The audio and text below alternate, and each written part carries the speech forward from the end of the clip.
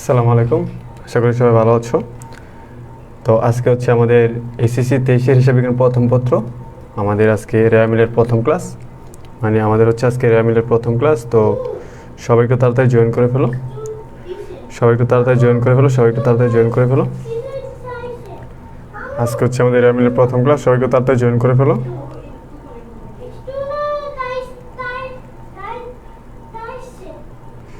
সবাই একটু জলদি জলদি জয়েন করে ফেলো, সবাই একটু জলদি জলদি জয়েন করে ফেলো।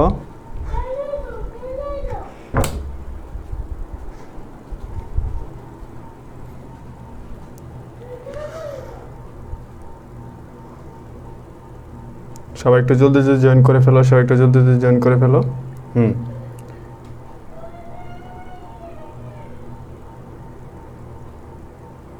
আচ্ছা, সবাই একটু জয়েন করে ফেলো। হ্যাঁ, আর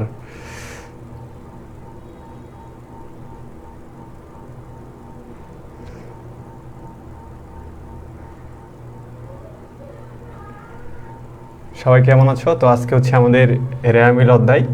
তো রেয়ামিল নিয়ে আমরা দীর্ঘ কিছুদিন ক্লাস করব, হয়তোবা আমাদের সম্ভবত 8-10টা ক্লাসে শেষ হয়ে যাবে। তো আমার ক্লাসের পরে যদি তোমাদের সমস্যা থাকে তাহলে আরও ক্লাস দেওয়া হবে, কিন্তু হ্যাঁ, আমরা রেয়ামিল শেষ করার পর এমনভাবে শেষ করবো যেন কোনো সমস্যা না থাকে। তো সবাই কেমন আছো আগে সেটা বলো, সবাই কেমন আছো সেটা আগে বলো। হ্যাঁ, সবাই কেমন আছো সবাই একটু বলো তো।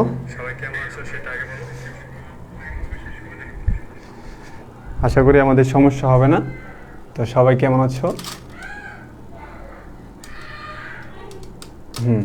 ওকে, সব কিছু ক্লিয়ার কিনা দেখো তো, সব কিছু ক্লিয়ার কিনা, সব কিছু ক্লিয়ার কিনা একটু দেখো। দেখি তো কে কে আসছো। মুসাদ্দিক মাইন ওয়ালাইকুম আসসালাম ভাই, আলহামদুলিল্লাহ ভালো আছি। ফাহমিদা ওয়ালাইকুম আসসালাম, জেরিন ওয়ালাইকুম আসসালাম। আচ্ছা, আর কে কে আছে? হ্যাঁ, আলহামদুলিল্লাহ ভালো আছি। সাফিয়া সুলতানা রিয়া ওয়ালাইকুম আসসালাম। সবাই একটু জয়েন করো, সবাই একটু জয়েন করে ফেলো, সবাই একটু জলদি জয়েন করে ফেলো, সবাই একটু জলদি জয়েন করে ফেলো, সবাই একটু জলদি জয়েন করে ফেলো, সবাই একটু জলদি জয়েন করো। হ্যাঁ, তোমরা সবাই ক্লাসটা শেয়ার করে দাও, ক্লাসটা সবাই একটু শেয়ার করে দাও, ক্লাসটা সবাই একটু শেয়ার করে দাও, সবাই প্রথমে একটু ক্লাসটা শেয়ার করে দাও। আচ্ছা, আমরা এখনই ক্লাসটা শুরু করে দিব। হ্যাঁ, আমরা 1-2 মিনিটের ভিতরে ক্লাসটা শুরু করে দিব। সবাই একটু ক্লাসটা শেয়ার করে দাও।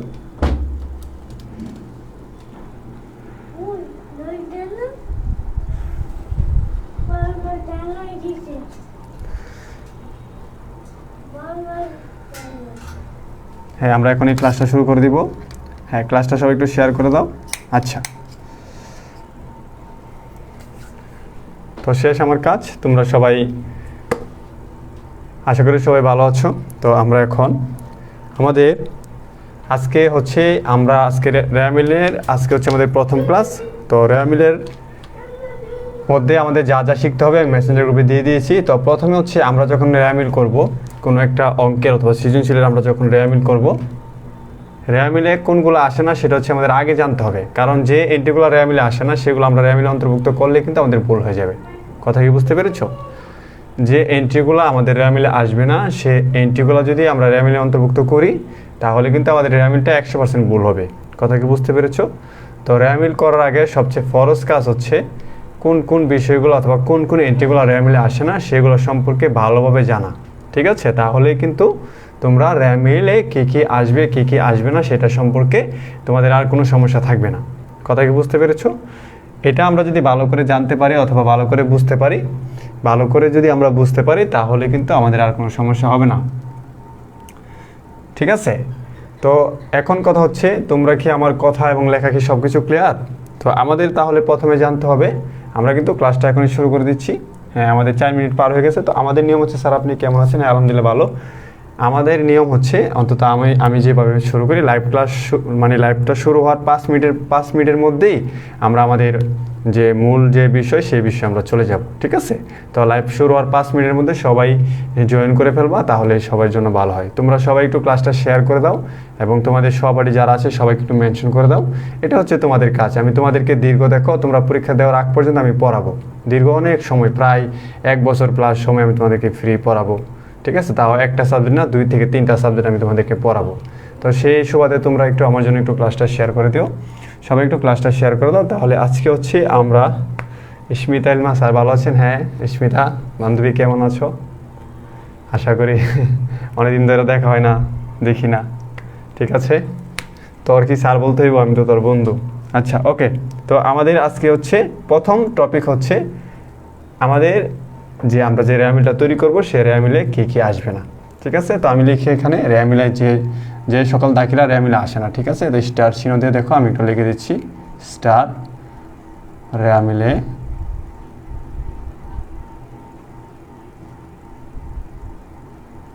রেয়ামিলে, ঠিক আছে। স্টার হচ্ছে রেয়ামিলে যে সকল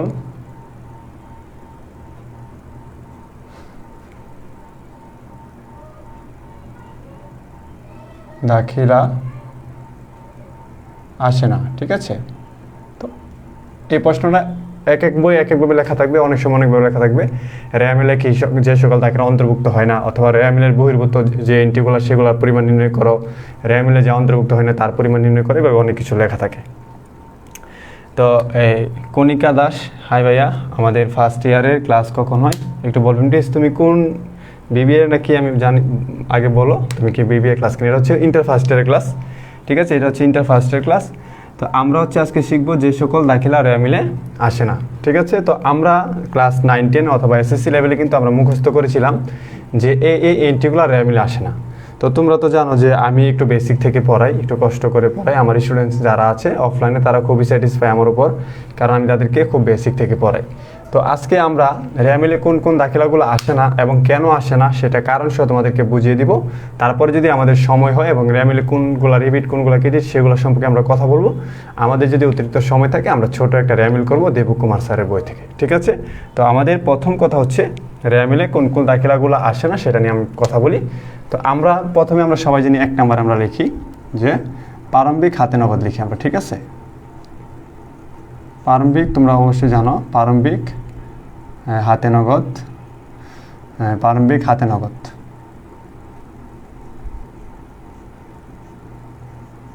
প্রারম্ভিক হাতে নগদ, ওকে। আসলে মূল কথা হচ্ছে প্রারম্ভিক কোনো সম্পত্তি আসে না, আমি এখানে একটু লিখে দিচ্ছি প্রারম্ভিক সকল সম্পদ। তারপরে আমি 2 নম্বর লিখে দিচ্ছি হচ্ছে তোমাদের সমাপনী মজুদ, সমাপনী মজুদ, ওকে, সমাপনী মজুদ। আচ্ছা তারপর হচ্ছে আরেকটা হচ্ছে প্রারম্ভিক ব্যাংক জমা অতিরিক্ত। তোমরা কিন্তু এগুলো পারো, আমি জানি অনেকে পারো, কিন্তু আজকে তোমরা শিখবা যে কেন আসে না প্রারম্ভিক ব্যাংক জমাতিরিক্ত, ঠিক আছে। এটা হচ্ছে অথবা প্রারম্ভিক সকল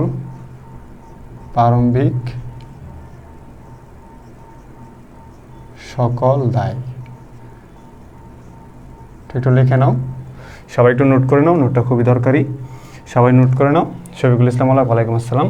আচ্ছা তারপর হচ্ছে তোমরা জানো আরেকটা কি আসে না, প্রারম্ভিক মজুদ পণ্য, প্রারম্ভিক হাতে নগদ, সমাপনী মজুদ পণ্য, প্রারম্ভিক ব্যাংক জমা অতিরিক্ত। আচ্ছা তারপর হচ্ছে সম্ভাব্য দায়, সম্ভাব্য সম্পদ, সম্ভাব্য দায় এবং কি সম্পদ, সম্ভাব্য দায় সম্পদ আসে না, ঠিক আছে। 5 নম্বর হচ্ছে আমরা লিখতে পারি সমাপনী অথবা অব্যবহৃত মণিহারি, অব্যবহৃত মণিহারি,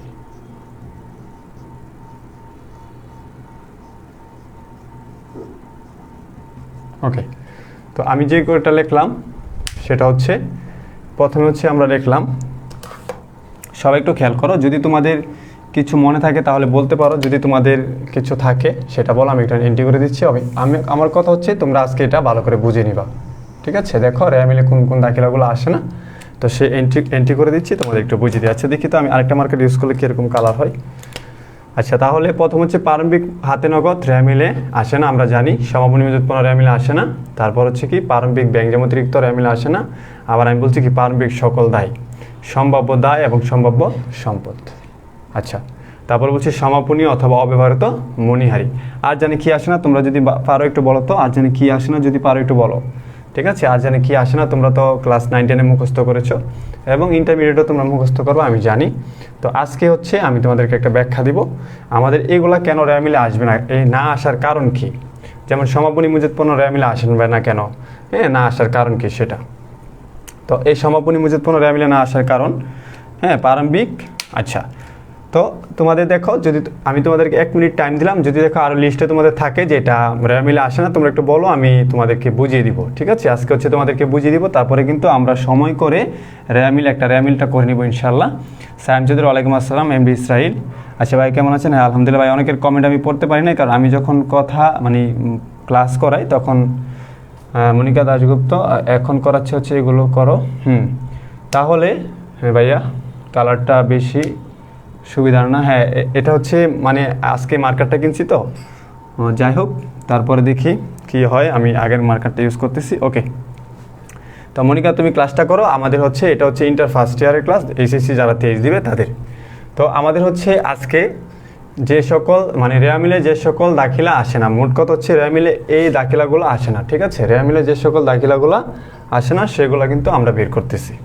ওকে, তো খেয়াল করো, আমি প্রথমে তোমাদেরকে বোঝাচ্ছি। আমরা কিন্তু এগুলো মুখস্থ করি যে সমাপনী মজুতপণ্য, প্রারম্ভিক হাতে নগদ, প্রারম্ভিক ব্যাংক জমা। ঠিক আছে, প্রারম্ভিক ব্যাংক জমা, তারপর হচ্ছে প্রারম্ভিক ব্যাংক জমাটা কিন্তু আমাদের আসে না, আমরা এটাও এখানে লিখতে পারি 6 নম্বরে। তোমরা কিন্তু এটা মুখস্থ করো আর কি, আমি একটু লিখে দিচ্ছি। প্রারম্ভিক ব্যাংক জমা, প্রারম্ভিক ব্যাংক জমা, তোমরা এটা হয়তো বা মুখস্থ করেছো, প্রারম্ভিক ব্যাংক জমা। ঠিক আছে, তো হচ্ছে প্রারম্ভিক ব্যাংক জমা। ওকে, তো আমি এটা লিখে দিলাম। তো আজকে আমি তোমাদেরকে এখন বুঝিয়ে দিব যে এগুলা কেন আসে না, এবং ভবিষ্যতে যেন তোমরা কোনো দিন মুখস্থের উপরে না থাকো। রেওয়া মিলে কোনগুলো আসবে না, এগুলো আসলে মুখস্থের বিষয় না, এগুলো আমরা স্যাররা এগুলো কী করে দিয়েছি, তোমাদেরকে মুখস্থ সিস্টেমে শিখাইতে বড় করতেছি। কথা বুঝতে পারছো? এবং তোমরা যখন ভবিষ্যতে টিচার হইবা, তোমরা কী করবা, এগুলো মুখস্থ শিখাইবা। তো সেই জন্য কিন্তু আজকে আমাদের এই আয়োজনটা, যে রেওয়া মিলে কোন কোন দাখিলাগুলো আসে না এবং কেন আসে না। তো শুরু করো, আমরা প্রথমে শুরু করি। খেয়াল করো, হ্যাঁ, প্রারম্ভিক হাতে নগদ আমি লিখেছি। দেখো, প্রথম হচ্ছে প্রারম্ভিক হাতে নগদ। ঠিক আছে, এটা হচ্ছে প্রারম্ভিক হাতে নগদ। এটা কেন আসবে না, প্রারম্ভিক হাতে নগদটা কেন আসবে না, খেয়াল করো সবাই। প্রারম্ভিক হাতে নগদ, ঠিক আছে, প্রারম্ভিক হাতে নগদ তো জানো, আমাদের ব্যবসার শুরুতে যে হাতে নগদ টাকাটা থাকে, অথবা এখানে বলা আছে প্রারম্ভিক সকল সম্পদ। জানো, প্রারম্ভিক সকল সম্পদ আর প্রারম্ভিক হাতে নগদের মধ্যে কিন্তু এটা, তার হচ্ছে প্রারম্ভিক হাতে নগদ কেন আসবে না। আমরা যখন রেওয়া মিলটা তৈরি করি, হ্যাঁ, আমরা যখন রেওয়া মিলটা তৈরি করি তখন কিন্তু আমরা একটা নির্দিষ্ট সময়ে রেওয়া মিলটা তৈরি করি। কথা কি বুঝতে পেরেছ? যখন আমরা নির্দিষ্ট সময়ে রেওয়া মিলটা তৈরি করি, তখন যে টাকাটা থাকে সেটা হচ্ছে সমাপনী হাতে নগদ থাকে। কি থাকে? সমাপনী হাতে নগদ। তো সেটা যদি সমাপনী হাতে নগদ থাকে, এখন খেয়াল করো, আমি রেওয়া মিলটা তৈরি করতেছি বছরের শেষে, তাহলে আমি এখানে লিখে নিলাম সমাপনী হাতে নগদ। সমাপনী নগদ লিখে দিলাম সংক্ষিপ্তভাবে। দেখো, যখন আমি রেওয়া মিলটা তৈরি করতেছি তখন কিন্তু বছরের শেষ অথবা আমাদের আর্থিক অবস্থার প্রায় শেষ দিকে। ঠিক আছে, আর্থিক অবস্থার প্রায় শেষ দিকে, আমাদের একদম 31শে ডিসেম্বর, বছরের শেষে, আমাদের আর্থিক অবস্থার শেষ তারিখে। এখন কথা হচ্ছে, এই যে প্রারম্ভিক হাতে নগদ, এটা কিন্তু একটা সম্পদ। বিষয়টা কেমন দাঁড়ায়, যে আমার বছরের শুরুতে 1 লাখ টাকা ছিল নগদ, বছরের শুরুতে আমার 1 লাখ টাকা নগদ ছিল। তো এখন হচ্ছে আমি বছরের শেষে আমি এখন রেওয়া মিলে অন্তর্ভুক্ত করব, আমি এখন 1 লাখ টাকা কি অন্তর্ভুক্ত করব, নাকি আমার সমাপনীতে যে সমাপনী যদি আমার 1,50,000 টাকা থাকে সেটা অন্তর্ভুক্ত করবো বলো তো? মনে করো আমার 1 লাখ টাকা ছিল, খেয়াল করো, এটা কিন্তু একটা সম্পদ, বুঝতে পেরেছ? তো আমার যদি প্রারম্ভিক সময় বছরের শুরুতে যদি আমার 1 লাখ টাকা হাতে থাকে, এবং সমাপনী বছরের শেষে যদি আমার 1,50,000 টাকা হাতে থাকে, তোমরা নিজেরা বলো যে আমার বাবার আগে কি ছিল এটা কি আমি হিসাব করব, নাকি আমার এখন যা উপস্থিত আছে তা নিয়ে আমি হিসাব করবো? বলো তো, বিষয়টা কি এরকম না? তো আর্থিক অবস্থা বিবরণীতে যখন আমরা রেওয়া মিলে যখন এটাতে দাখিলা দিব, তখন প্রেজেন্ট সময়ে সকল সম্পদ এবং সকল দায় সমাপনী ওই সময় যেটা থাকবে সেটা অন্তর্ভুক্ত হবে। সেই জন্য কিন্তু আমাদের প্রারম্ভিক কোনো সম্পদ কিন্তু আসবে না। এখন প্রারম্ভিক হাতে নগদ যে বা প্রারম্ভিক ব্যাংক জমা আসবে না এরকম কিন্তু না, প্রারম্ভিক কোনো সম্পদই আমাদের রেওয়া মিলে আসবে না। কেন আসবে না? কারণ প্রারম্ভিকে কত টাকা ছিল সম্পদ সেটা আমাদের দেখার বিষয় না, আমাদের দেখার বিষয় হচ্ছে সমাপনীতে আমাদের এখন কত টাকা নগদ আছে, কত টাকা ব্যাংক জমা আছে, কত টাকা দেনাদার আছে, সেটা হচ্ছে দেখার বিষয়। কারণ সেটাই হচ্ছে আমাদের এখন বর্তমানের এন্ট্রি। বুঝতে পেরেছো? কারণ আমরা প্রারম্ভিকে কী আছে ওইগুলো যদি আমরা এখনও ধরে নিয়ে বসে থাকি তাহলে তো আমাদের হিসাব করার কোনো দরকার নেই। ভালো করে বুঝতে পেরেছো? তার মানে হচ্ছে আমরা বুঝতে পারলাম যে রেওয়া মিলে কখনোই প্রারম্ভিক কোনো সম্পদ আসবে না। তো সেই ক্ষেত্রে আমরা জানি প্রারম্ভিক হাতে নেওয়া এর একটা সম্পদ, প্রারম্ভিক ব্যাংক জমা একটা সম্পদ। কথা কি বুঝতে পেরেছো? তো যারা বুঝতে পেরেছো একটু ক্লিয়ার লিখে দাও, যারা বুঝতে পেরেছো একটু ক্লিয়ার লিখে দাও, তারা বুঝতে পেরেছো একটু ক্লিয়ার লিখে দাও। হ্যাঁ, যারা বুঝতে পেরেছো একটু ক্লিয়ার লিখে দাও। প্রারম্ভিক মজুদ, হ্যাঁ যারা বুঝতে পেরেছো একটু ক্লিয়ার লিখে দাও, যারা বুঝতে পেরেছো একটু ক্লিয়ার লিখে দাও, যারা বুঝতে পেরেছো একটু ক্লিয়ার লিখে দাও। হ্যাঁ সবাই একটু ক্লিয়ার লিখে দাও, যারা বুঝতে পেরেছো একটু ক্লিয়ার লিখে দাও। কারণ হচ্ছে প্রারম্ভিক কোনো সম্পদ নিয়ে আমরা সমাপনীতে রেওয়া মিলে দাখিলা দিব না, ঠিক আছে? সেই জন্য এখানে আমাদের প্রারম্ভিক কোনো সম্পদই আসবে না। যদি মনে করো দেনাদারের সাথে তারিখ দেওয়া থাকে, মনে করো 1/1 দেনাদার, 31/12 দেনাদার, তাহলে কিন্তু প্রারম্ভিক দেনাদার আসবে না। কারণ প্রারম্ভিক কোনো সম্পদ, কোনো দায় আমাদের রেওয়া মিলে অন্তর্ভুক্ত হবে না, গণনা করা যাবে না। কারণ আমরা রেওয়া মিল যখন তৈরি করি তখন সে সময়ে, সেটা হচ্ছে সমাপনী সময়ে, সেই সমাপনী সময়ে আমাদের সম্পদ এবং দায় পরিমাণ যা থাকে সেটাই কিন্তু আমাদের দেখাতে হবে। বুঝতে পেরেছো? সেই জন্য কিন্তু আমাদের প্রারম্ভিক কোনো সম্পদ অথবা প্রারম্ভিক কোনো দায় আমাদের রেওয়া মিলে আসবে না। তাহলে ভালো করে বুঝো, তোমরা যে আগে এটা মুখস্থ করেছিলে যে প্রারম্ভিক ব্যাংক জমা, প্রারম্ভিক হাতে নগদ এগুলো রেওয়া মিলে আসে না, হ্যাঁ আজকে সেটার বেসিকটা জেনে নাও এবং আমি এখানে আরও অনেকগুলো আছে, এগুলো আমি বুঝিয়ে দিব। আচ্ছা, প্রারম্ভিক মজুদ কখন আসবে না এটাও বুঝিয়ে দিব ভাইয়া, মজুদ পণ্য যখন আসবো তখন অবশ্যই বুঝিয়ে দিব, ঠিক আছে? তো খেয়াল করো, এখন হচ্ছে আমাদের 2 নাম্বার হচ্ছে, আমরা 3 নাম্বার দেখো কিন্তু বুঝিয়ে ফেললাম। 3 নাম্বার দেখো প্রারম্ভিক, দেখো প্রারম্ভিক ব্যাংক জমা অতিরিক্ত। 3 নাম্বার কী হচ্ছে? প্রারম্ভিক ব্যাংক জমা অতিরিক্ত। তো 3 নাম্বার যদি প্রারম্ভিক ব্যাংক জমা অতিরিক্ত হয়, আমরা জানি প্রারম্ভিক ব্যাংক জমা অতিরিক্ত একটা দায়, প্রারম্ভিক সকল দায়, প্রারম্ভিক কোনো দায় আসবে না। কারণ আমার বছর শুরুতে আমার কাছে মানুষ এত টাকা পাইবে, এটা আমার দায় ছিল। এখন আমি বছর শেষে হিসাব করতেছি, আমি ওই দায় ধরে হিসাব করব? তুমি নর্মালি বুঝো, তুমি কেন অঙ্কতে যাবে? এটা তুমি অঙ্ক বাদে তুমি একজন ব্যবসা হিসেবে চিন্তা করো। তোমার যদি বছর শুরুতে মনে করো 1 কোটি টাকা দায় ছিল, এখন তোমার বছর শেষে 50 লাখ টাকা দায় আছে, তুমি কি তোমার হিসাবে 1 কোটি টাকায় দায় দেখায় রাখবা? এটা তো অ্যাকচুয়াল তুমি ভালো করে বুঝতেছো যে এটা 100% ভুল। কারণ প্রারম্ভিকে কী ছিল বা না ছিল এটা তো আমাদের এখনো দরকার নেই। কারণ প্রারম্ভিকে কী ছিল, যে এরকম একটা বিষয় আছে না যে আমার বাবার আগে অনেক কিছু ছিল। দেখো মানুষের কথায় কথায় কিন্তু বলে আগে অনেক কিছু ছিল, আসলে আগে অনেক কিছু ছিল সেটার এখন বললে কোনো লাভ নাই। কথা কি বুঝতে পেরেছো? এখন আপনার কী আছে সেটা বলেন। তো বিষয়টা হচ্ছে এরকমই, রেওয়া মিল যখন আমরা করব, আমরা জানি রেওয়া মিলে যে ব্যালেন্সগুলো বসবে সে প্রত্যেকটা হচ্ছে খতিয়ান থেকে জের টানা এক সবগুলা ব্যালেন্স। তো খতিয়ান থেকে যদি জের টানা ব্যালেন্স হয়ে থাকে তাহলে আমাদের প্রারম্ভিক সম্পদ এবং প্রারম্ভিক দায়ের এখানে কোনো ভ্যালু থাকবে না। আমাদের ইনস্ট্যান্ট যে টাকা এবং দায় বা সম্পদ আছে সেগুলো কিন্তু এখানে আসবে, ঠিক আছে? তো সমাপনীটা আমি একটু পরে বুঝাচ্ছি, তাহলে ভালো করে বুঝতে পারবা। তারপরে খেয়াল করা, পুস্তক ঋণ আমাদের রেওয়া মিলে কি আসবে? ভাই পুস্তক ঋণ প্রারম্ভিক কোনো দায় আসবে না, প্রারম্ভিক কোনো সম্পদ আসবে না, ঠিক আছে? এখন পুস্তক ঋণ হচ্ছে একটা, আমরা কাউকে যদি টাকা দিই সেটা পুস্তক ঋণ বলা হয়, ঠিক আছে? তো এটা যদি প্রারম্ভিক হয় তাহলে আসবে না, সমাপনী হলে আসবে, এটাই আমাদের কথা। আচ্ছা, আমি তোমাদের প্রশ্ন উত্তর দিব, আগে আমি একটু বুঝিয়ে দিচ্ছি। দেখো তারপরে খেয়াল করো 4 নাম্বারটা একটু খেয়াল করো, সম্ভাব্য দায় এবং সম্পদ। দেখো সম্ভাব্য দায় এবং সম্পদ। তো সম্ভাব্য দায় অথবা সম্পদ জিনিসটা কি? সম্ভাব্য দায় হইতেছে, মনে করো ভবিষ্যতে তোমার কিছু এমন কোনো ঘটনা ঘটবে যে ঘটনার মাধ্যমে কোনো দায় অথবা সম্পদের সৃষ্টি হতে পারে। ভালো করে বুঝতে পেরেছো?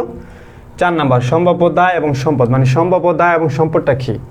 ভবিষ্যতে এমন কোনো ঘটনা ঘটবে যে ঘটনার মাধ্যমে সম্ভাব্য দায় অথবা মানে ঘটনার মাধ্যমে সম্পদের এবং দায়ের সৃষ্টি হতে পারে, সেটাকে বলা হয় সম্ভাব্য দায়। তো আমি দেখো এখন একটা বুঝাই তোমাদের সম্ভাব্য দায় জিনিসটা কি। জাহিদ হাসান, ওয়ালাইকুম আসসালাম। তো সম্ভাব্য দায় অথবা সম্ভাব্য সম্পদটা কি? মনে করো আমরা হচ্ছে এই কোম্পানির কাছে 10,000 টাকা পাই, এই কোম্পানির কাছে 10,000 টাকা পাই। আমরা যদি এই কোম্পানির কাছে 10,000 টাকা পাই, এটা হচ্ছে আমাদের জন্য কিন্তু সম্পদ। আমি একটু লিখে দিচ্ছি পাই, হ্যাঁ ওকে, দেখা যায়? আচ্ছা, তাহলে আমরা এক কোম্পানির কাছে 10,000 টাকা পাই, এটা হচ্ছে আমাদের সম্পদ। কিন্তু এই 10,000 টাকা এই কোম্পানি আমাদেরকে দিতে অস্বীকার করতেছে। তারা বলতেছে কি যে আমরা টাকাটা পাই না, আমরা টাকাটা পাই না। কথা কি বুঝছো? তারা আমাদের কিন্তু সরাসরি বলে দিয়েছে যে আমরা টাকাটা পাই না। তো এই যে ভবিষ্যতে ঘটনাটা ঘটবে, এই যে আমাদের টাকাটা, এই 10,000 টাকা আমাদের পাওয়ার কোনো সম্ভাবনা নাই, অথবা পাওয়ার সম্ভাবনা থাকতেও পারে। তো এখন আমি কি করলাম, এই কোম্পানির নামে একটা মামলা করে দিলাম, তো এই কোম্পানির নামে যদি আমি মামলা করে দেই, তা আমি 10,000 টাকা পাই। আসলে 10,000 টাকা যেন মামলা করা হয়, মানে নর্মালি করে না, মনে করো 10 লাখ টাকা।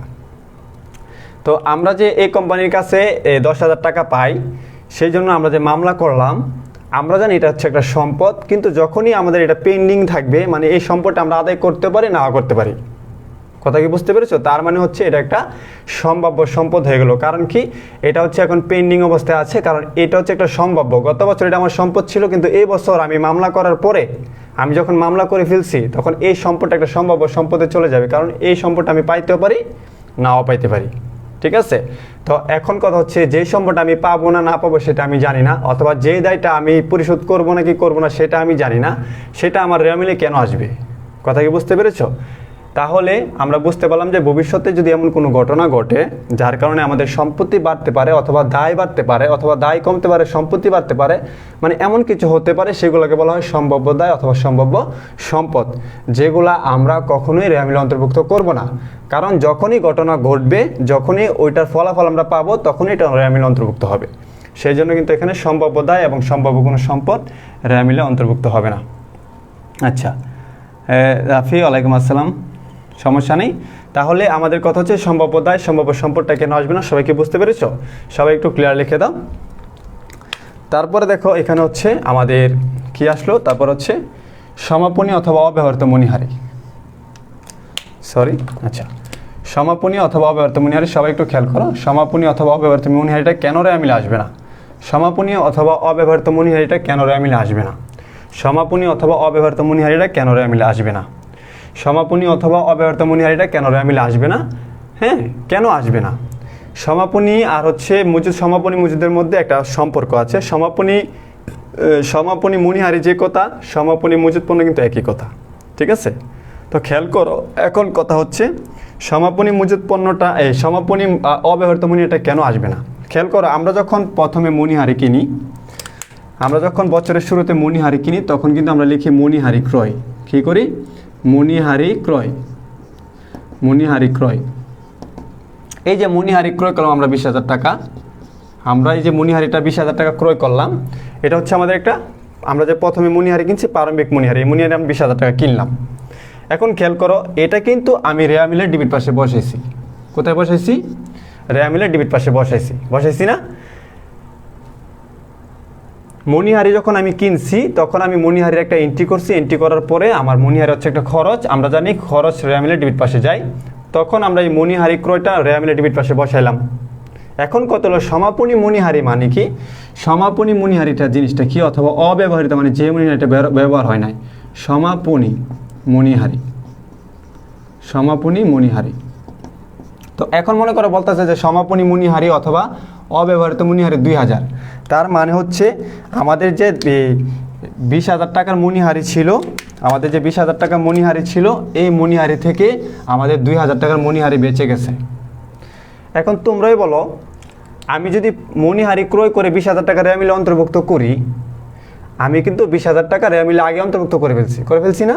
অবশ্যই আমি রেওয়া মিলে অন্তর্ভুক্ত করে ফেলছি। তো আমি যদি রেওয়া মিলে 20,000 টাকা অন্তর্ভুক্ত করে ফেলি, তো সেই ক্ষেত্রে আমার এখান থেকে কিন্তু আমার 2,000 টাকার মণিহারি অতিরিক্ত মানে বাইচা গেছে অথবা ব্যবহার করা হয় নাই। তো আমি যদি 2,000 টাকা অন্তর্ভুক্ত করে ফেলি, এই 2,000 টাকা কিন্তু এই যে এই যে 20,000 টাকা যে আমি অন্তর্ভুক্ত করে ফেলছি মণিহারি ক্রয়, আমি আবার বলতেছি, আমি যখন মণিহারি ক্রয় যখন করছি 20,000 টাকা, এই মণিহারি ক্রয় যখন আমি 20,000 টাকা মণিহারি ক্রয় করলাম, আমি কিন্তু রেওয়া মিলের পাশে মণিহারি হিসাব ডিবিডে 20,000 টাকা অন্তর্ভুক্ত করে ফেলছি। কথা কি বুঝতে পারতেছ? আচ্ছা, তো আমি যদি অন্তর্ভুক্ত করে ফেলি, এখন কথা হচ্ছে আমার ওই 20,000 টাকা থেকে 2,000 টাকার মণিহারি বেঁচে গেছে। তো আমি যদি এই 20,000 টাকা আমি রেওয়া মিলে অন্তর্ভুক্ত করেই ফেলছিলাম, যদি করেই ফেলি, তাহলে এই যে 2,000 টাকা যে বাঁচলো, এই 20,000 টাকার ভিতর থেকে বাঁচছে না? তাহলে আমি যদি এখন প্রারম্ভিক মণিহারি 20,000 টাকা দেখাই, আবার এটা লিখি 2000 টাকা, তাহলে কয়টা আসতেছে? 22,000 টাকা মণিহারি আসতেছে। আমি কি আদৌ 22,000 টাকার মণিহারি কিনছি? আমি কিন্তু 22,000 টাকার মণিহারি কিনি না, আমি কিন্তু 20,000 টাকার মণিহারি কিনছি। এটা রেয়ামিলে আমি একবার ডেবিট পাশে লিখছি, ওইখান থেকেই আমার 2,000 টাকা মণিহারি বাইচা গেছে, যেটা আমার অবশিষ্ট রয়ে গেছে। তো এখান থেকে যদি বাইচা যায়, এটা তো আমাদের সমন্বয়ের পরে কাজ, আবার পরবর্তীতে আমাদের কাজ হবে সমন্বয় হবে। কিন্তু রেয়ামিলে কিন্তু 20,000 যে অন্তর্ভুক্ত হয়েছে, এই 20,000-এর মধ্যে কিন্তু 2,000 টাকার মণিহারি আছে। তাহলে আমরা নতুন করে আবার এই 2,000 টাকার মণিহারি কিন্তু অন্তর্ভুক্ত করব না। সেই জন্য কিন্তু আমাদের অব্যবহৃত মণিহারি অথবা সমাপনী মণিহারি আমাদের রেয়ামিলে আসবে না। যেহেতু আমরা যখন মণিহারি কিনেছিলাম অথবা মণিহারি খরচ দেখাইছিলাম, তখনই আমরা 20,000 টাকার মণিহারি দেখাই দিছি। সেই জন্য কিন্তু আমাদের এই সমাপনী মণিহারিটা আর আসবে না, কারণ আমাদের 20,000 টাকা ব্যালেন্সের ভিতরে কিন্তু 2,000 টাকার মণিহারি ছিল। যদি মণিহারি নতুন করে কিনে সেক্ষেত্রে আসবে। আশা করি সবাই বুঝতে পেরেছো। সবাই একটু ক্লিয়ার লিখে দাও, যারা যারা বুঝতে পেরেছো একটু ক্লিয়ার লিখে দাও, যারা যারা বুঝতে পেরেছো একটু ক্লিয়ার লিখে দাও। আচ্ছা, তাহলে সবাই একটু ক্লিয়ার লিখে দাও কেন কেন আসে না। তাহলে আমাদের কিন্তু এই প্রারম্ভিক, এরপর হচ্ছে কি প্রারম্ভিক ব্যাংক জমা। তো এই প্রারম্ভিক ব্যাংক জমা কিন্তু এটা আমাদের প্রারম্ভিক একটা সম্পদ। আমি কিন্তু আগেই বলছি যে প্রারম্ভিক ব্যাংক জমা অথবা প্রারম্ভিক কোনো সম্পদ আমাদের রেয়ামিলে আসবে না। সেই জন্য আমরা জানি ব্যাংক জমা একটা সম্পদ, সেজন্য এটা প্রারম্ভিক ব্যাংক জমা এটা একটা সম্পদ, সেজন্য প্রারম্ভিক কোনো সম্পদ রেয়ামিলে আসবে না। তোমরা তো জানো যে প্রারম্ভিক কোনো সম্পদ অথবা দায় রেয়ামিলে গণ্য হবে না। তো আমাদের এখন বাদ পড়েছে কি সমাপনী মজুত পণ্য। তা আমি আগেই বলছি যে সমাপনী মজুত পণ্যের সাথে আমাদের অব্যবহৃত মণিহারির একটা সম্পর্ক আছে। কত খেয়াল করো, আমাদের সমাপনী মজুত পণ্যটা কোথা থেকে সৃষ্টি হয়। দেখো আমরা পণ্য কিভাবে আনি। দেখো আমরা প্রথমে পণ্য, আমাদের প্রথমে প্রারম্ভিক মজুত থাকে, প্রারম্ভিক মজুত পণ্য থাকে। তো আমরা এটা রেয়ামিলে ডেবিট পাশে লিখি। তারপরে আমাদের একটা ক্রয় থাকে, এটাও আমরা রেয়ামিলে ডেবিট পাশে লিখি। মনে করো এখানে হচ্ছে 20,000, করে গেলাম হচ্ছে 10,000, তো এখানে হচ্ছে টোটাল হচ্ছে 30,000 টাকা। আমি কিন্তু প্রারম্ভিক মজুত এবং ক্রয় রেয়ামিলে ডেবিট পাশে অন্তর্ভুক্ত করি, আমরা জানি, কারণ প্রারম্ভিক মজুত পণ্য একটা খরচ, ক্রয় একটা খরচ হচ্ছে রেয়ামিলে ডেবিট পাশে বসে। এখন সেই ক্ষেত্রে প্রারম্ভিক মজুত পণ্য যদি আমি রেয়ামিলে ডেবিট পাশে অন্তর্ভুক্ত করি 20,000 টাকা এবং ক্রয় যদি আমি অন্তর্ভুক্ত করি 10,000 টাকা, বুঝতে পারতেছো? তো আমি 30,000 টাকা কিন্তু রেয়ামিলে অন্তর্ভুক্ত করে ফেলছি ডেবিট পাশে। তো এই দুইটা পণ্য থেকে তো আমি যতটুকু পণ্য বিক্রি করতে না পারি সেটাই তো সমাপনী মজুত পণ্য, তাই না? তো আমি যদি মনে করো এখান থেকে 1,000 টাকার পণ্য বিক্রি করতে পারলাম না, এটাই কিন্তু আমাদের সমাপনী মজুত। তো এটা যদি সমাপনী মজুত হয়, এটা কেন রেয়ামিলে আসবে? আমাকে এই জিনিসটা বোঝাও। প্রারম্ভিক মজুত পণ্য রেয়ামিলে আসছে, ক্রয় রেয়ামিলে আসছে, আমি রেয়ামিলে কিন্তু 30,000 টাকা খরচ অলরেডি দেখাই দিছি। তো এই 30,000 থেকে 1,000 টাকার পণ্য যদি না বেচতে পারি অথবা থেকে যায়, সেটা কিন্তু সমাপনী মজুত পণ্য। তো এই যে 1,000, এই 1,000 তো 30,000 ভিতরেই ছিল, তাহলে আমি নতুন করে আবার কেন 1,000 টাকা আমি রেয়ামিলে আনবো? কথা কি বুঝতে পেরেছ? সেই জন্য কিন্তু সমাপনী মজুত পণ্য রেয়ামিলে অন্তর্ভুক্ত হবে না। কিন্তু একটা নোট আছে যে প্রারম্ভিক মজুত পণ্য কখন রেয়ামিলে অন্তর্ভুক্ত হয়, সমাপনী মজুত পণ্য রেয়ামিলে কখন অন্তর্ভুক্ত হয়। কথা কি বুঝতে পেরেছো? আশা করি সবাই বুঝতে পেরেছো। একটু বলো, তারপরে আমি নোটটা একবার বুঝিয়ে দিব। তো প্রারম্ভিক মজুত পণ্য আমরা কি শিখলাম তাহলে? প্রারম্ভিক হাতে নগদ অথবা প্রারম্ভিক কোনো সম্পদ রেয়ামিলে আসে না, সমাপনী মজুত পণ্য রেয়ামিলে আসে না। কী জন্য আসে না সেটা আমি বলে দিয়েছি। 3 নাম্বার প্রারম্ভিক ব্যাংক জমা অতিরিক্ত অথবা প্রারম্ভিক সকল দায়, প্রারম্ভিক কোনো দায় রেয়ামিলে আসবে না, সেটারও ব্যাখ্যা দিয়ে দিয়েছি। সম্ভাব্য দায়ের ব্যাখ্যা, সম্পদের ব্যাখ্যা দিয়ে দিয়েছি, আসবে না। সমাপনী অথবা বর্তমানে আমি দিয়ে দিয়েছি। তো আলহামদুলিল্লাহ, সবাই যদি বুঝে থাকো একটু আলহামদুলিল্লাহ লিখে দাও, একটু ক্লিয়ার লিখে দাও, সবাই একটু ক্লিয়ার লিখে দাও। তাহলে আমরা এখন রেয়ামিলের মেইন বেসিকে যাব। তাহলে কি আজকে থেকে তোমাদের কি বুঝতে পারবা যে রেয়ামিলে কোন কোন জিনিসগুলো আসে না? তো অনেক সময় কিন্তু খেয়াল করবা, তোমরা এখন ইন্টারে উঠছো, বুঝতে পেরেছো? তোমরা এখন ইন্টারে উঠছো, এখন অনেক সময় দেখবা রেয়ামিলে কী দেওয়া থাকবে, দেখো আমি বোঝাই, তোমরা পেয়ে যাবে। এটা দেখবা লেখা থাকবে যে দেনাদার, একটা দেওয়া থাকবে প্রারম্ভিক দেনাদার, একটা থাকবে সমাপনী দেনাদার। হয়তো তারিখ দিয়ে বলা থাকতে পারে অথবা তোমাদের কী দেওয়া থাকতে পারে, মানে সরাসরি বলা দিতে পারে, ঠিক আছে? তো প্রারম্ভিক দেনাদার বলা থাকতে পারে, সমাপনী দেনাদার বলা থাকতে পারে। এখন কথা হইলো রেয়ামিলে প্রারম্ভিক দেনাদার আর সমাপনী দেনাদার এটা কিন্তু একটা সম্পদ, দেনাদার একটা কি সম্পদ। তো এখন বলো তো রেয়ামিলে কি প্রারম্ভিক দেনাদার আসবে নাকি সমাপনী দেনাদার আসবে? বলো। স্যার আমার একটা কোশ্চেন আছে। হ্যাঁ বলো ফাহমিদা। এখন তোমরা বলো যে রেয়ামিলে কি প্রারম্ভিক দেনাদার আসবে নাকি সমাপনী দেনাদার আসবে? সবাই একটু কমেন্টে বলো তো। প্রারম্ভিক দেনাদার আসলে পি আসবে আর সমাপনী দেনাদার আসবে হচ্ছে এস আসবে। দেখো তো, বলো তো একটু দেখি তোমাদের কি অবস্থা। বলো তো রেয়ামিলে কি প্রারম্ভিক দানাদার আসবে নাকি সমাপনী দানাদার আসবে? সবাই একটু কমেন্ট করো। আর ফাহমিদার যে কোশ্চেনটা সেটা করো।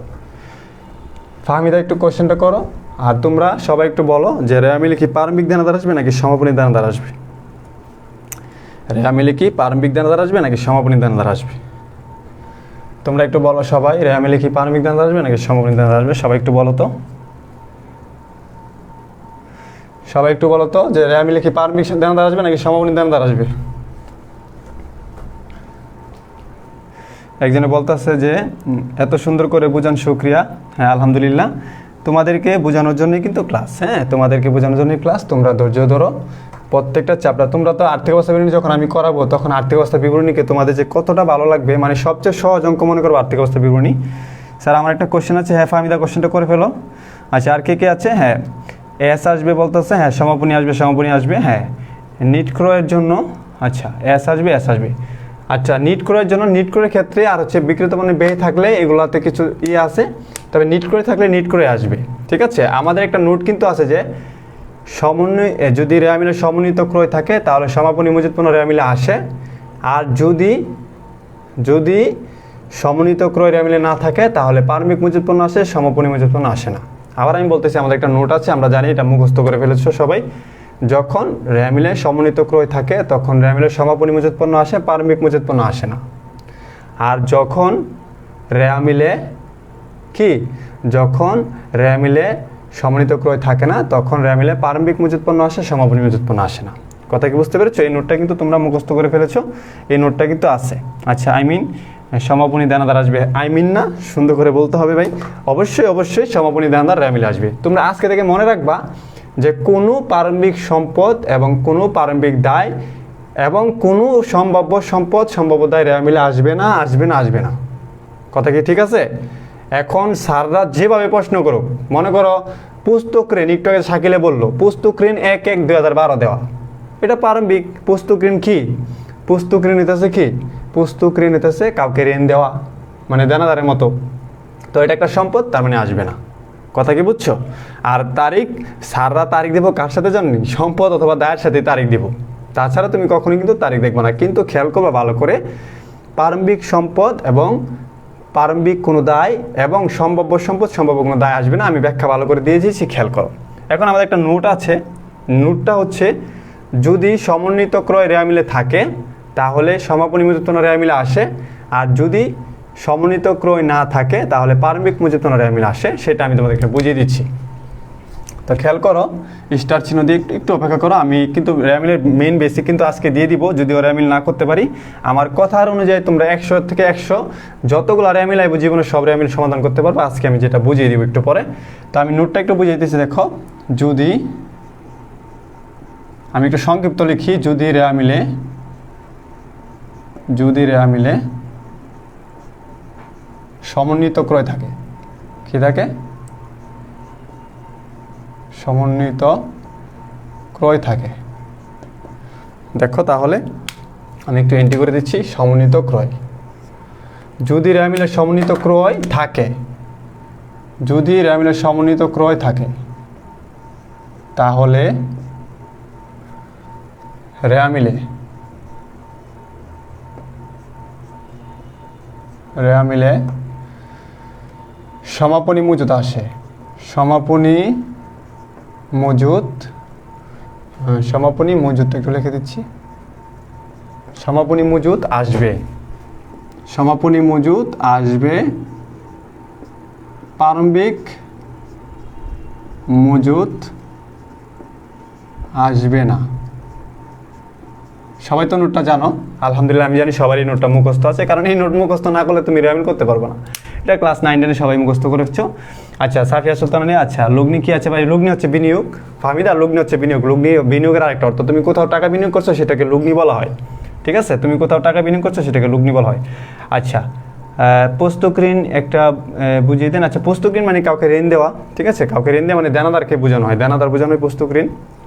পুস্তক ঋণ হচ্ছে দেনাদার, বুঝতে পেরেছো? পুস্তক ঋণ হচ্ছে কি? দেনাদার। মনে করো দেনাদার আরেকটা নাম পুস্তক ঋণ, দেনাদার আরেকটা নাম হচ্ছে পুস্তক ঋণ। সবাই একটু খেয়াল করো। আচ্ছা এখন দেখো আমি কি বলছি, যদি রেয়ামিলের সমন্বিত ক্রয় থাকে তাহলে রেয়ামিলের সমাপনী মজুত পণ্য আসবে, প্রারম্ভিক মজুত পণ্য আসবে না। তাহলে আমাকে কিন্তু সমন্বিত ক্রয়টা দেখতে হবে। তো সমন্বিত ক্রয় জিনিসটা কি দেখো, আমাদের সমন্বিত ক্রয় জিনিসটা কি দেখো, হ্যাঁ, প্রারম্ভিক মজুত,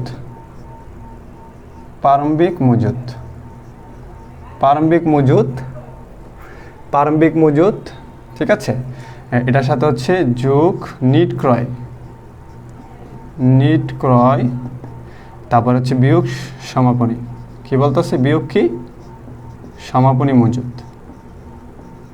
এই যে কাজটা করলাম, দেখো আমি মনে করো এক্সাম্পল দিলাম, প্রারম্ভিক হচ্ছে 30,000 আর নিট করে দিলাম মনে করো 20,000, আর এখানে হচ্ছে কত টোটাল 50,000, ঠিক আছে।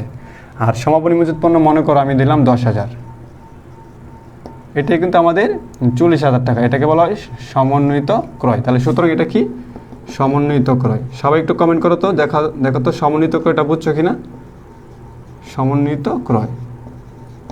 আচ্ছা, আমি সমন্বিত ক্রয়টা আগে দেখাইলাম। সমন্বিত ক্রয় সম্পর্কে তথ্য আছে, সেটা পরে বলবো। আচ্ছা, সমন্বিত ক্রয় জিনিসটা কে বুঝছো? খেয়াল করো, সমন্বিত ক্রয়টা জিনিসটা কে বুঝছো? আমি একটু বোঝাচ্ছি। সমন্বিত ক্রয় জিনিসটা কে বলছো, একটু খেয়াল করো। আচ্ছা, সমন্বিত ক্রয় কে বুঝছো একটু ভালো করে বলো তো। সমন্বিত ক্রয় কে বুঝছো? সমন্বিত ক্রয়টা কে বুঝছো? ওকে, সমন্বিত ক্রয়টা কে বুঝছো? ভাই ক্যামেরাটা ব্লার যাচ্ছে। হ্যাঁ ভাই, আমি একটু লড়লে ব্লার হয়ে যাবে, এটা স্বাভাবিক বিষয়, সমস্যা নেই। তবে তুমি আমার লেকচার শুনে তুমি এটা বুঝে নাও, টেনশন করো না। আচ্ছা, তো আমরা এখন বলতেছি যে যদি এই সমন্বিত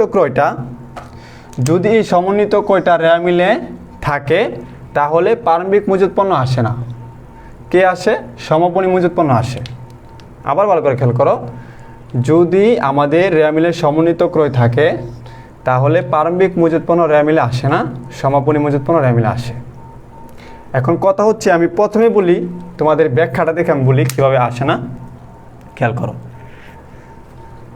তো যদি রেওয়া মিলের সমন্বিত ক্রয় থাকে, তাহলে রেওয়া মিলের সমাপনী মজুত পণ্য আসে, প্রারম্ভিক মজুত পণ্য আসে না। যেটা আসে না সেটা ক্রস, আর যেটা আসছে সেটা হচ্ছে টিক চিহ্ন। এখন খেয়াল করো, আমরা যখন সমাপনী মজুত পণ্যটা নির্ণয় করি, তখন কিন্তু আমরা যখন সমন্বিত ক্রয়টা নির্ণয় করি, ভালো করে খেয়াল করো, আমরা যখন সমন্বিত ক্রয়টা নির্ণয় করি, তখন কিন্তু আমরা সমাপনী মজুত পণ্যটা বাদ দিয়ে দেই। কি দিয়ে দেই? বাদ দিয়ে দেই। ভালো করে খেয়াল করো, আমরা যখন সমন্বিত ক্রয় নির্ণয় করি, তখন কিন্তু আমরা সমাপনী মজুত পণ্যটা বাদ দিয়ে দেই। তার মানে বুঝতে হবে যে প্রারম্ভিক এবং নিট ক্রয় থেকে আমাদের সমাপনী মজুত পণ্যটা বাদ পড়ে গেছে, সেই জন্য আমাদের এটা সমাপনী মজুত পণ্য আসবে। কে বুঝতে পারছো? আমি তারপরে এখানে অ্যামাউন্ট দিয়ে তোমাদেরকে বুঝিয়ে দিব। ভালো করে খেয়াল করো, যখন আমরা কিন্তু সমন্বিত ক্রয় যখন তৈরি করি, তখন কিন্তু আমরা সমাপনী মজুত পণ্যটা বাদ দিয়ে দেই। দেখছো? কারণ বাদ না দিলে কিন্তু সমন্বিত ক্রয় হবে না। এই বাদ পড়ে যাওয়ার কারণে আমাদের আবার রেওয়া মিলে অন্তর্ভুক্ত করতে হবে, আর তখন কিন্তু বাদ হয়নি। তো ভালো করে খেয়াল করো, কে বুঝতে পেরেছো? আচ্ছা, এখন কথা হচ্ছে, দেখো আমি একটা এক্সাম্পল দেই। দেখো, মনে করো সমন্বিত ক্রয় থাকলে আর না থাকলে, ঠিক আছে, সমন্বিত ক্রয় থাকলে অথবা না থাকলে, টাকা দিয়ে আমি বুঝাই, থাকলে না থাকলে। আমি কিন্তু কষ্ট করে তোমাদেরকে বোঝাচ্ছি।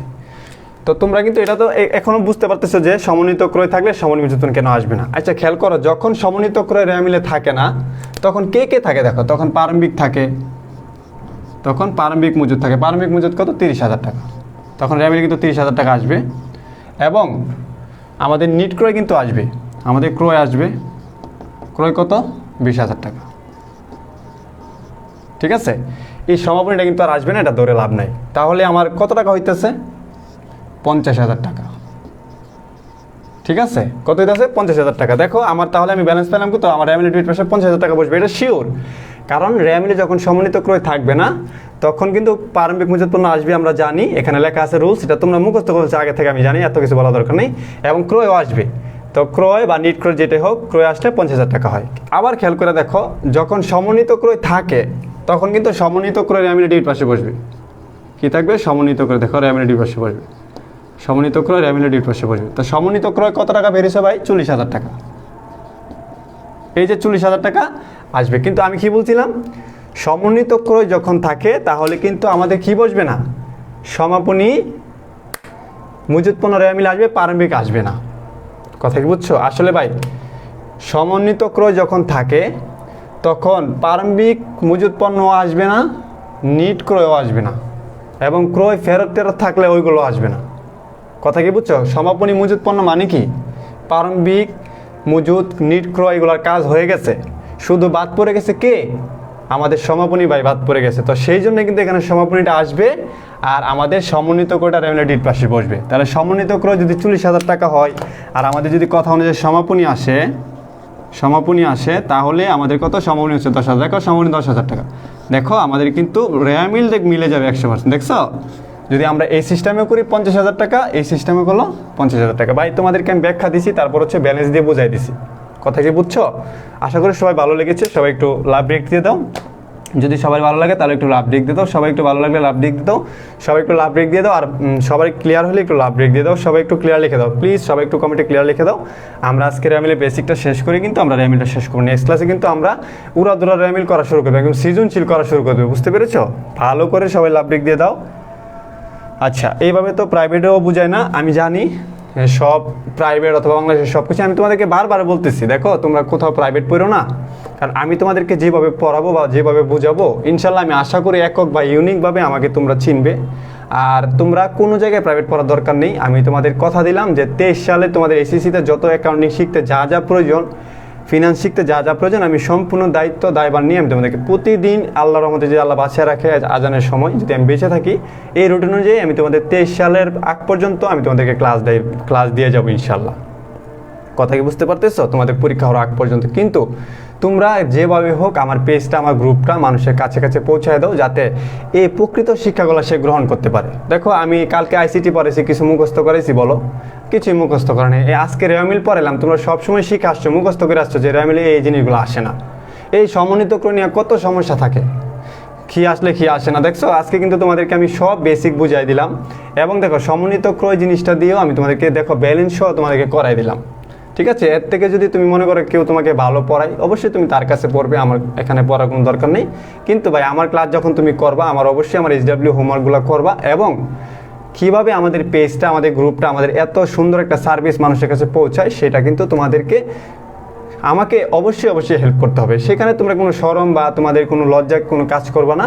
হ্যাঁ, অবশ্যই তোমরা ক্লাসটা শেয়ার করে দিবা, যে যেখানে পারো শেয়ার করবা, অথবা নিজের প্রোফাইলে শেয়ার করে দিবা, লাইভ যখন শেষ হবে তুমি প্রোফাইল থেকে ডিলিট করে দিবা, কোনো সমস্যা নেই।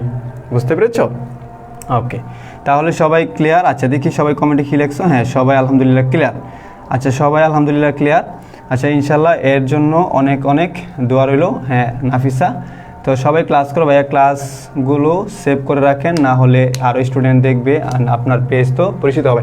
হ্যাঁ, ক্লাসগুলো ইউটিউব চ্যানেলে চলে যাবে, আজকে ইউটিউব চ্যানেলে চলে যাবে। স্যার সত্য বলে বুঝিয়ে দেন। হ্যাঁ স্যার, কত ভালো করে বুঝিয়ে দেন, শুক্রিয়া। হ্যাঁ শুক্রিয়া সাফিয়া সুলতানা, তোমাকে আমি আগেই বলছি ক্লাসগুলো দেখো, ক্লাসগুলো দেখো। আচ্ছা, তো এখন হচ্ছে আমাদের দেখো, আমরা কিন্তু মূল মিউজিকে এখনও যাই নাই, তাহলে আমরা এতক্ষণ শিখলাম আসলে দেখো ভালো করে মানে বেসিক সব পড়াতে গেলে কত সময় লাগে। আমার লাইভ কিন্তু 43 মিনিট চলতেছে, অথচ রেমিলে কি আসে না সেটা নিয়ে আমরা বসে আছি। কিন্তু আজকের পর জীবনে তোমাদের কোনো সমস্যা হবে না, এটা জীবন ভরা চলতে পারবা। এটা যদি তুমি আমেরিকাতে গিয়ে পড়ো ভাই, এটাই নিয়ম। আমেরিকাতে যদি তুমি অ্যাকাউন্টিং পড়ো, ব্রিটিশে যদি তুমি অ্যাকাউন্টিং পড়ো, এটাই কিন্তু নিয়ম। তোমাকে আর কখনোই কারো পিছনে ঘুরতে হবে না যে রেমিলে কী আসবে না, কারণ আমি 11+ একাডেমির পক্ষ থেকে তুমি শিখে নিয়েছো। তা এখন খেয়াল করো, রেওয়ামিলে কী আসে না নিয়ে আমাদের ঝামেলা শেষ। এখন আমরা ঝামেলা করবো হচ্ছে রেওয়ামিলে কী আসে। আর এটার জন্য আমার এখানে শিট আছে, অবশ্যই PDF পাইবা তোমরা। এই শিটটা তোমরা PDF দিলে তোমরা বাজার থেকে প্রিন্ট করে বাসায় নিয়ে নিবা। ঠিক আছে? আমার অফলাইন স্টুডেন্টকে আমি নিজে প্রিন্ট করে দিই, কারণ আমার বাসায় প্রিন্টার মেশিন আছে। এখন তোমরা তো অনলাইনে, তোমরা তো আমার ছোটো ভাই বোন, তোমরা অনেক দূরে, আমি তোমাদেরকে তো আর PDF করে প্রিন্ট করে হাতে দিতে পারবো না। তো তোমরা যেহেতু অনলাইনে পড়তেছো, তো তোমাদেরকে আমি PDFটা দিয়ে দেবো। তোমরা কি করবা, আমার শিটটা, রেমিলের অধ্যায় যে শিটটা, সেই শিটটা তোমরা কি করবা, রেমিলের অধ্যায় শিটটা তোমরা বাজার থেকে ফটোকপি করে নিয়ে বাসায় একটা ফাইল কিনে ফাইলে রেখে দিবা। কারণ আমি শুধু এই অধ্যায় না, আমি প্রত্যেকটা অধ্যায়ের জন্য তোমাদের শিট দিব, মানে যে অধ্যায়গুলো শিখতে তোমাদের শিটের প্রয়োজন আছে সেই অধ্যায়গুলো থেকে শিট দিব। এখন কথা হচ্ছে আমাদের রেমিলে যা আসে। ঠিক আছে sir, please read my comment. Nafisa, হ্যাঁ মালিয়াত, হ্যাঁ থ্যাংক ইউ। হ্যাঁ রাফিসা, আমি তোমার কমেন্টটা পড়েছি এর আগে, ইনশাল্লাহ। হ্যাঁ ইনশাল্লাহ স্যার, এর জন্য অনেক অনেক ধন্যবাদ, দোয়া রইল, থ্যাংক ইউ। নাফিসা খেয়াল করো, এখন আমাদের রেয়া মিলে যা যা আসবে, তো রেয়া মিলে যা যা আসবে, ঠিক আছে, যা যা আসবে, রেয়া মিলে যা যা আসবে,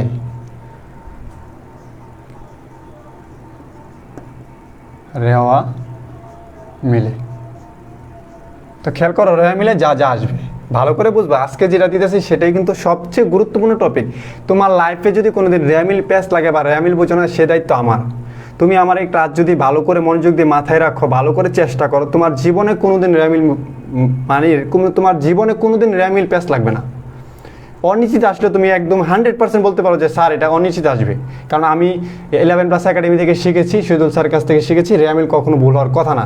ওরকম একটা কনফিডেন্স আমি আজকে তোমাদেরকে তৈরি করে দিব। কথা কি বুঝতে পেরেছো? সবাই ভালো করে খেয়াল করো, রেয়ামিলে যা যা আসবে। তো আমরা দেখো একটা সমীকরণ দেখাই, এই যে সমীকরণ কিন্তু আমাদের এটা, ঠিক আছে, এটা যদি আমরা ভাঙি তাহলে কিন্তু এ সমান L + C + R - E - হচ্ছে D, এটাই কিন্তু আমাদের সমীকরণ।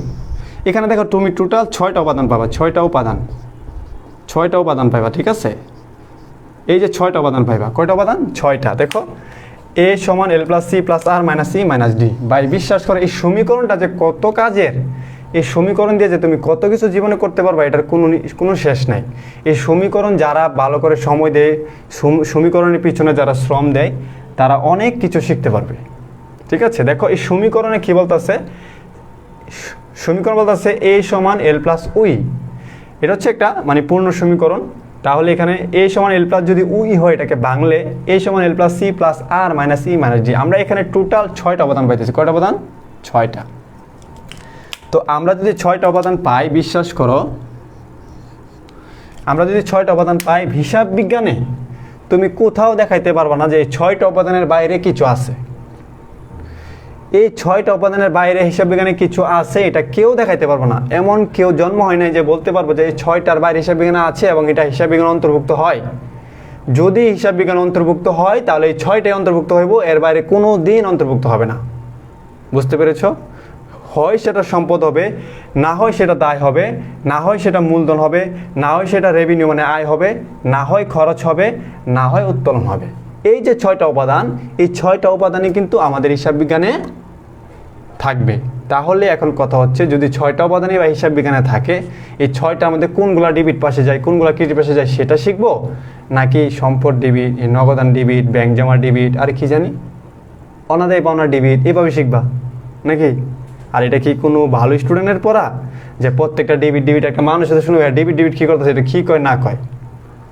তুমি হচ্ছে ভালো স্টুডেন্ট, গুড স্টুডেন্ট, তুমি A+, হ্যাঁ, তুমি একটা পাবলিক ইউনিভার্সিটিতে সিট দখল করার মতো স্টুডেন্ট। তুমি যদি বলো অনাদায় পাওনা ডেবিট, হ্যাঁ, বেতন ডেবিট, এটা কেমন দেখা যায়? আরে হিসাব বিজ্ঞানে তো উপাদানই আছে 6টা।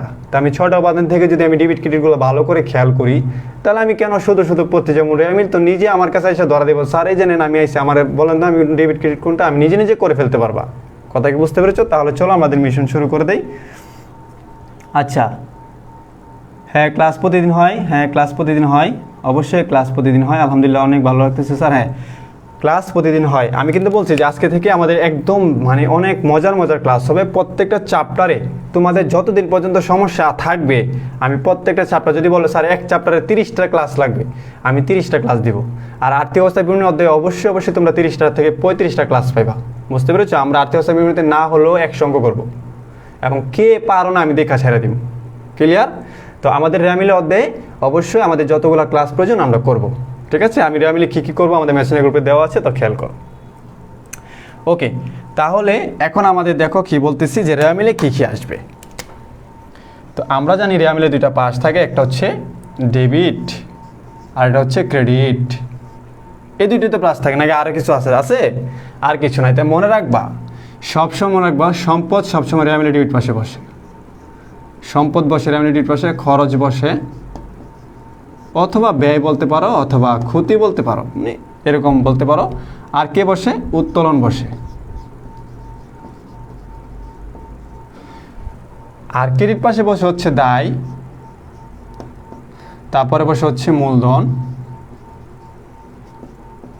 তারপরে হচ্ছে সকল আয়, মানে আয় আর কি, সকল আয় সকল দায় তো একই কথা, আয়। দেখো তুমি এর বাইরে কখনোই যাইবা না, কোনো দিন এর বাইরে যাইবা না, তোমার রেয়ামিল কোনো দিন বলইব না। আমি কি বলছি, রেয়ামিলের সম্পদ অবশ্যই ডিবিট পাশে বসবে, খরচ ব্যয় ক্ষতি অবশ্যই ডিবিট পাশে বসবে, উত্তোলন তো চোখ বন্ধ করে ডিবিট পাশে বসবে, ঠিক আছে। এবং ক্রেডিট পাশে কে কে যাবে, দায় ক্রেডিট পাশে যাবে, মূলধন ক্রেডিট পাশে যাবে এবং আয় ক্রেডিট পাশে যাবে। বিশ্বাস করো, তুমি যদি মারাও যাও, বলো যদি বলো আমি মরে যাবো, কিন্তু এর বাইরে কোনো সময় কথা বলবো না, এর বাইরে কখনো হিসাব বিজ্ঞান আসবে না। হিসাব বিজ্ঞানের প্রত্যেকটা এন্ট্রি আসার কারণ হইতেছে ডিবিট পাশে, কারণ হইতেছে কি, হয়তো সে সম্পদ, না হয় সে ব্যয়, না হয় সে উত্তোলন। আরেকটা কথা হচ্ছে হিসাব বিজ্ঞানে ক্রেডিট পাশে আসার কারণ কি, সে কেন ক্রেডিট পাশে আসবে, হয়তো সে দায়, না হয় সে মূলধন, না হয় সে আয়। তুমি আজকে থেকে তোমার লাইফে যদি 5,000 রেয়ামিল তোমার বইয়ে থাকে, তুমি যদি দেখাইতে পারো যে একটা দায় ডিবিট পাশে আসছে, আমি আজকে থেকে লাইভ ক্লাস বন্ধ করে দেব। এবং যদি তুমি দেখাইতে পারো যে একটা খরচ ক্রেডিট পাশে আসছে, আজকে থেকে লাইভ বন্ধ। কথা কি বুঝতে পেরেছো? তার মানে রেয়ামিলে যদি ডিবিট পাশে আসে, সম্পদ খরচ উত্তোলন নিয়ে আসবে, যদি ক্রেডিট পাশে আসে দায় মূলধন আয় আসবে। ক্লিয়ার? ওকে।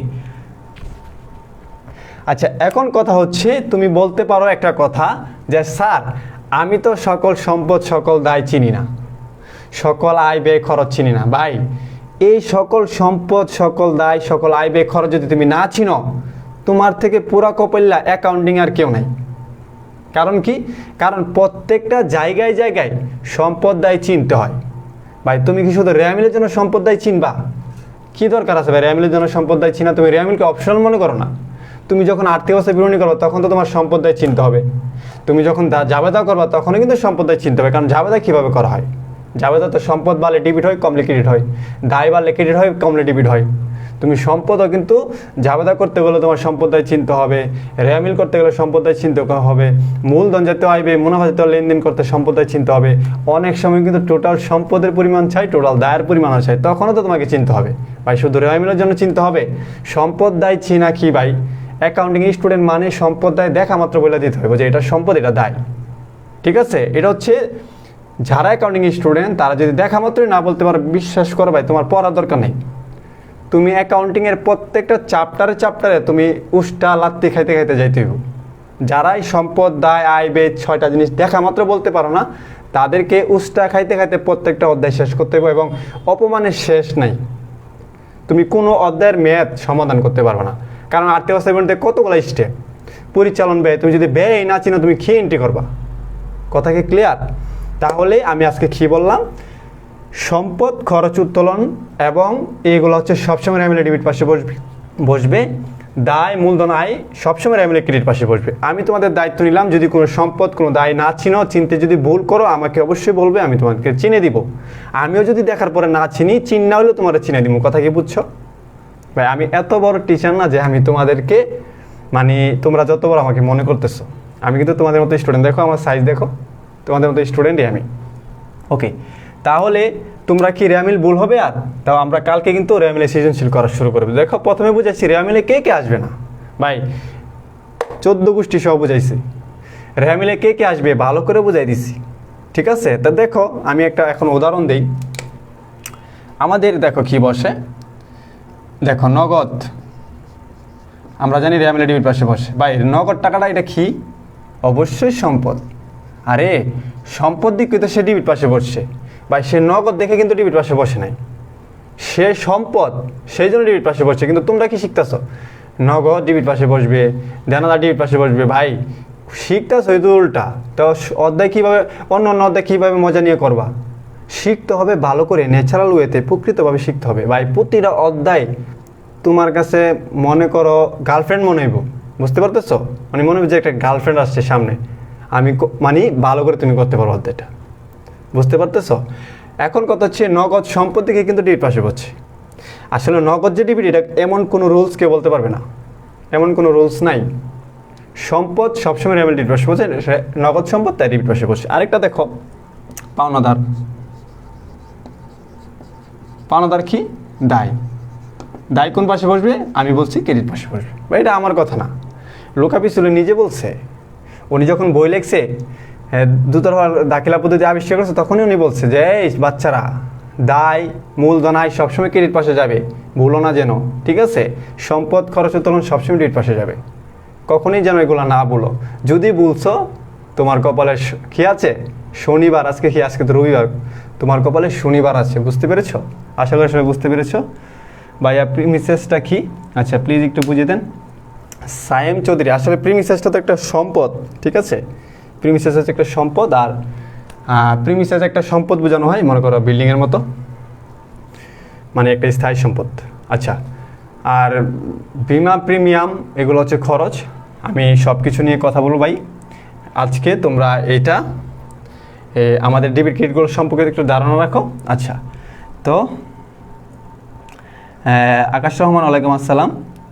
সায়েম চৌধুরী, ভাই প্রিমিসেসটা সম্পদ, আমার এতটুকু মনে আছে, এটা একটা স্থায়ী সম্পদ। আমার পুরোপুরি এখন ব্যাখ্যাটা মনে আসতেছে না। আচ্ছা, এটা একটা সম্পদ, আমি তোমাকে বলে দেবো, সমস্যা নেই। ফানিয়াস স্যার, ওকে।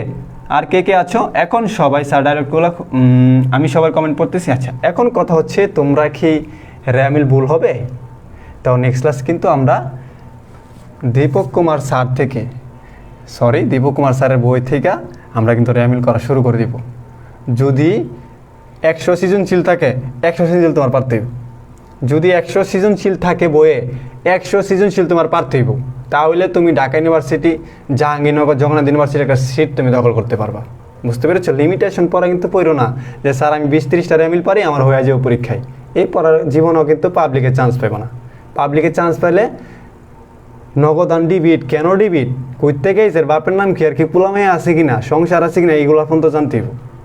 তাহলে কিন্তু তুমি পারবা, নাহলে এই দায়িত্ব আমার না, তুমি কিন্তু এই যে ন্যাশনালি পড়তেই। বুঝতে পারতেছো? ভালো করে খেয়াল করো। তো আজকে আমাদের ক্লাস এতটুকুই সমাপ্ত। তো সবাই ভালো থেকো, সুস্থ থাকো। তোমাদের কিন্তু আজকে কোনো হোমওয়ার্ক নেই। আমরা নেক্সট ক্লাসে সৃজনশীল করবো, একটা হোমওয়ার্ক দিব 3টা, একটা সৃজনশীল করবো, 3টা হোমওয়ার্ক দিব। 3টা হোমওয়ার্কে যা সমস্যা সমাধান করাবো, আবার পরবর্তী দিন লাইভ ক্লাস করাবো। বুঝতেছো? সবাই ভালো থাকো, সুস্থ থাকো। যদি তোমাদের ক্লাসটা ভালো লেগে থাকে, অবশ্যই খুশির সাথে লাভ ব্রেক দিয়ে ক্লিয়ার এবং আলহামদুলিল্লাহ, আল্লাহ হাফেজ বলে দাও। আমি এখন চলে যাব, আমাকে আরেকটা পড়াতে হবে, ঠিক আছে? এখন বাইরে যাবো আমি। হ্যাঁ, এই যে প্রিমিসেস আঙ্গিনা বলছে সম্পদ, হ্যাঁ দেখো, এই যে একজনে বলছে প্রিমিসেস আঙ্গিনা, হ্যাঁ আমি বলছি মানে একটা মানে বিল্ডিং টিল্ডিং আর কি স্থায়ী সম্পদ, আমার পুরোপুরি খেয়াল নাই। আচ্ছা, নাফিসা মালিয়াত, ওয়ালাইকুম আসসালাম, আল্লাহ হাফেজ। আচ্ছা, আর কে কে জানিয়ে আছো? আচ্ছা, লুকা পিসুলুর বোন আমি। আচ্ছা, নুসরাত খন্দকার ইমু, এই যে নুসরাত খন্দকার ইমু, এটা হচ্ছে আমার মানে প্রিয় একটা স্টুডেন্ট, আমার কাছে অফলাইনে পড়ে, খুবই ভালো স্টুডেন্ট। ওর সাথে তোমরা যোগাযোগ করতে পারো, আমার কিছু জিনিস ওর কাছে পাইবা আশা করি। আচ্ছা, তারপর আর কে আছে? আচ্ছা, তো সবাই একটু আলহামদুলিল্লাহ বলে দাও, আল্লাহ হাফেজ বলে দাও, লাভ ব্রেক দিয়ে দাও। সবাই একটু আলহামদুলিল্লাহ বলে দাও, লাভ ব্রেক। আচ্ছা, সাফিয়া সুলতানা নিয়ে আলহামদুলিল্লাহ। হ্যাঁ, জেরিন, ওহ অনেক ভালো লাগলো। আচ্ছা ঠিক আছে, আরও সামনে ভালো লাগবে, খেলা এখনও শুরু হয় নাই। আমাদের সবচেয়ে যে তোমাদের দুর্বলতা যেখানে বেশি, সেখানে আমার এক্সপিরিয়েন্স বেশি। বুঝতে পেরেছো? আমাদের আর্থিক অবস্থার বিবরণী যখন আসবে তখন বুঝতে পারবা। এটার পরে ব্যাংক সমনে বিবরণী আসবে, কীভাবে তোমাকে যে শিখাবো কোনো জিনিস মুখস্থ ছাড়া, ন্যাচারাল ওয়েতেই শিখবা। বুঝতে পেরেছো? মনে করো তুমি একজন ব্যবসায়ী, স্টুডেন্টের দরকার নেই, তুমি একজন ব্যবসায়ী, কীভাবে তুমি ন্যাচারাল ওয়েতে অঙ্কগুলো করবো আমি তোমাকে শিখিয়ে দেবো, দরকার নেই স্টুডেন্ট হওয়ার। বুঝতে পেরেছো? কিছু জিনিস বইয়ের ভিতরে থেকে শেখা যায় না, বই থেকে বের হইতে হয়, বাজারে যেতে হয়, দোকানদারি করতে হয়, তখন থেকে শেখা যায়। বুঝছো? আমি 10 বছর, আমার লাইফে 10 থেকে 12 বছর আমি ব্যবসা করেছি। বুঝতে পেরেছো? তো এই ব্যবসা করেছি এবং অ্যাকাউন্টিং করেছি, তো দুইটা জিনিস আমি একসাথে করেছি। বুঝতে পেরেছো? তাহলে আমার কতটুকু এক্সপিরিয়েন্স আছে তো খেয়াল করো। আচ্ছা, হ্যাঁ অনেক ভালো লাগলো। আচ্ছা, আলহামদুলিল্লাহ। রাজুল খান, জুবাইর আহমেদ, ওকে আলহামদুলিল্লাহ। হ্যাঁ সবাই আলহামদুলিল্লাহ। আচ্ছা, আর কে আছো? আল্লাহ হাফেজ। ইসরাত খন্দকার ইনা, আসলেই স্যার আমি আম্মুকে আইডি দিয়ে আবার আসলাম, থ্যাংক ইউ। ইসরাত খন্দকার ইনা। সাফিয়া সুলতানা রিয়া, ওকে। সবাইকে অসংখ্য ভালোবাসা রইল। আচ্ছা, অসংখ্য ভালোবাসা রইল। আমাদের ক্লাস কিন্তু আমাদের রুটিন দেওয়া আছে, রুটিন অনুযায়ী ক্লাস হবে। কালকে হচ্ছে অ্যাকাউন্টিং দ্বিতীয় পত্র, কথা কি বুঝতে পেরেছো? রুটিন অনুযায়ী ক্লাস হবে, সবাই ক্লাসে জয়েন করো। যদি ভালো লাগে বন্ধুদের মেনশন করে দিবা। সকল 14 গোষ্ঠী নিয়ে ক্লাস করবা। তোমার আম্মু যদি এই আইসা আমার কাছে অ্যাকাউন্টিং করে, তোমার আব্বু মনে করো অ্যাকাউন্টিং করবে, আমার ক্লাসে লাইভের কাছে বসা দিবা, উনি শিখে যাবে। বুঝতে পেরেছো? যাই হোক, আলহামদুলিল্লাহ। সবাই ভালো থাকো, সুস্থ থাকো, পরবর্তী ক্লাসের জন্য অপেক্ষা করো। আসসালামু আলাইকুম।